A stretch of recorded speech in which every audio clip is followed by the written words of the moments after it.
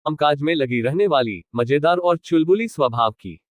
कहानी की शुरुआत। सुमित्रा देवी एक सख्त अनुशासन वाली महिला है। घर के सभी काम, चाहे वह रसोई हो या सफाई, उनके निर्देशों के अनुसार चलते हैं। उनके बेटे राहुल की शादी नीना से होती है, जो एक पढ़ी लिखी, नौकरी करने वाली और थोड़ा चालाक स्वभाव की है।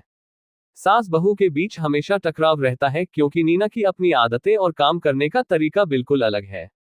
शादी के कुछ महीनों के बाद ही घर में छोटे छोटे मुद्दों को लेकर खटपट शुरू हो जाती है। सुमित्रा देवी चाहती हैं कि बहू हर काम उनके बताए तरीके से करे, लेकिन नीना अपनी आजादी चाहती है। पहला मोड़। एक दिन सुमित्रा देवी का दोस्ताना श्याम काकी उनके घर आती है और कहती है, बहू को इतना ढील क्यों दे रही हो सुमित्रा? घर तो तुम्हारे हाथों से निकल रहा है। सुमित्रा देवी इसे सुनकर और सख्त हो जाती है। वह तय कर लेती है कि अब बहू को अपने तरीके से चलाएंगी। तकरार का बढ़ना। सुमित्रा देवी का घर में हुक्म चलता है। वह सुबह उठते ही पूरे घर का काम बांटती है, रसोई, सफाई, सब्जी काटना, बर्तन धोना। नीना ऑफिस से थकी हारी लौटती है और सास के निर्देश सुनते ही परेशान हो जाती है। एक दिन नीना से रहा नहीं जाता और वह कह देती है, मां जी, मैं ऑफिस में बॉस हूं, यहां आप हैं, लेकिन घर में भी कुछ चीजें मेरी मर्जी से होनी चाहिए। ये सुनकर सुमित्रा देवी आग बबूला हो जाती है और कहती है, अरे बहू, ये क्या तरीका है? घर का बॉस तो मैं हूं, समझी? यहां सिर्फ मेरी चलेगी। बहू का पलटवार। नीना सोचती है कि सास को सीधे तरीके से तो नहीं समझा सकती, लेकिन अगर थोड़ा चालाकी से काम लिया जाए तो बात बन सकती है। नीना एक योजना बनाती है। वह घर के काम में गलती से जानबूझकर छोटे छोटे नुक्स निकालने लगती है।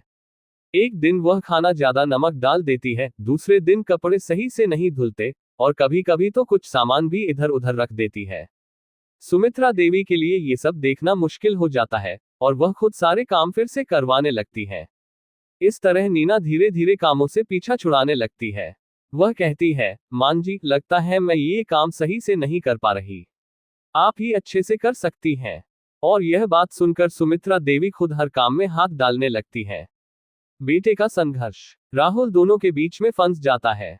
कभी मां की शिकायत सुनता है तो कभी पत्नी की। वह समझ नहीं पाता कि किसका पक्ष ले। एक दिन राहुल कहता है, मां, अब नीना का भी कुछ कहना सुन लिया करो। आजकल हर चीज को अपने हिसाब से करना मुश्किल है। लेकिन सुमित्रा देवी उसे चुप करा देती है, तू बीच में मत पड़। बहू को समझाने का काम मेरा है। पड़ोसियों का हस्तक्षेप। श्यामा काकी और कुछ पड़ोसी भी सुमित्रा देवी के घर की खबरें रखने में लगे रहते हैं।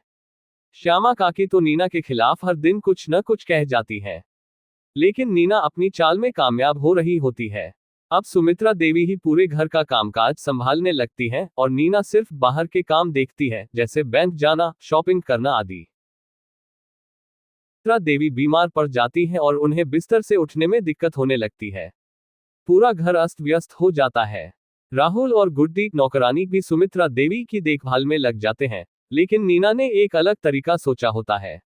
नीना कहती है, मान जी, आप घर की जिम्मेदारी मुझे दे दीजिए, आप बस आराम कीजिए, मैं सब कुछ संभाल लूंगी। सुमित्रा देवी को मजबूरी में मानना पड़ता है और यहीं से कहानी में असली मजा शुरू होता है। नीना का कमाल। नीना घर को अपने तरीके से चलाने लगती है। वह गुड्डी को भी एक सिस्टम के तहत काम करने की ट्रेनिंग देती है। सब काम सही से, टाइम पर और बिना किसी परेशानी के होने लगते हैं। यहां तक कि पड़ोसी भी तारीफ करने लगते हैं कि घर कितना व्यवस्थित चल रहा है। अब सुमित्रा देवी को यह एहसास होने लगता है कि बहू की बुद्धिमानी और प्रबंधन क्षमता वाकई कमाल की है। धीरे धीरे वे नीना के कामकाज की तारीफ करने लगती है। अंततः सुमित्रा देवी को अब ये समझ में आ चुका होता है कि जमाने के साथ कदम से कदम मिलाकर चलना जरूरी है। वह अपनी बहू को दिल से स्वीकार कर लेती है। कहानी का अंत भावनात्मक होता है जब सुमित्रा देवी कहती हैं, बहू, तुम सही थी। मैं सोच रही थी कि मैं ही घर की बॉस हूं, लेकिन असली बॉस तो तुम निकली। नीना हंसते हुए कहती है, मान जी, घर में कोई बॉस नहीं होता, बस सबका प्यार और सहयोग चाहिए होता है।